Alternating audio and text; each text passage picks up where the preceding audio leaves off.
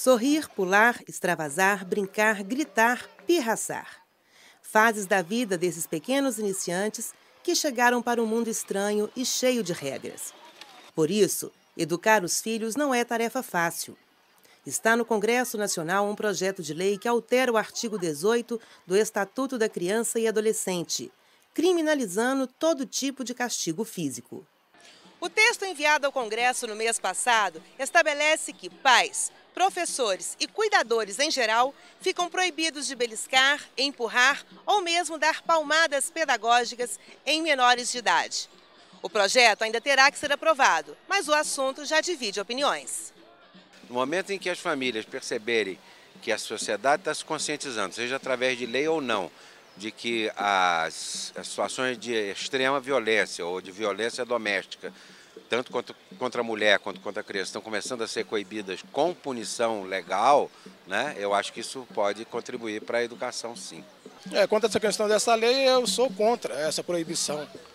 Porque há anos atrás, a nossa criação, sempre os pais nossos corrigiram a gente com algumas palmadas, né? E essas palmadas não é aquelas palmadas de agressão, sim para poder corrigir. Então não há necessidade disso. Eu sou a favor, porque eu acho que para você educar, você não precisa bater. Primeiro que você bate, é mais fácil você criar uma revolta numa criança, sabe? Porque você tem que mostrar para o filho o que realmente você quer. Não pode ser conversando desde criança, não adianta falar. Pode ser bebezinho, que você consegue mostrar as coisas para ele sem estar batendo nele. Conversamos com o casal Leorges e Cristiana sobre o assunto. Eles são pais de 3 crianças e estão esperando o 4º filho. O casal não concorda com a lei. Olha, eu sou contra, porque a gente precisa disciplinar os nossos filhos, porque ao disciplinar nós estamos impondo limites e uma pessoa crescer sem limite, em algum momento na sua vida ela vai ser confrontada com esse limite, não vai saber como reagir ou como lidar com isso e pode se tornar um delinquente, né? O governo não deve interferir numa relação familiar de educação, tá certo? E com isso há um prejuízo da forma que os pais normalmente educam as crianças. No nosso caso, por exemplo, nós disciplinamos os nossos filhos, continuaremos a disciplinar independente da lei.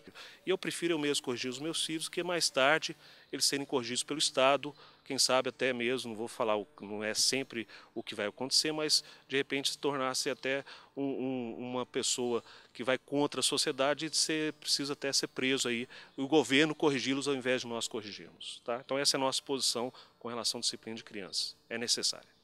Caso o projeto seja aprovado, os educadores e psicólogos também terão que se adequar. O professor ele tem que saber lidar com isso, com as ferramentas que ele tem pedagógicas, e não pelo autoritarismo e pela violência.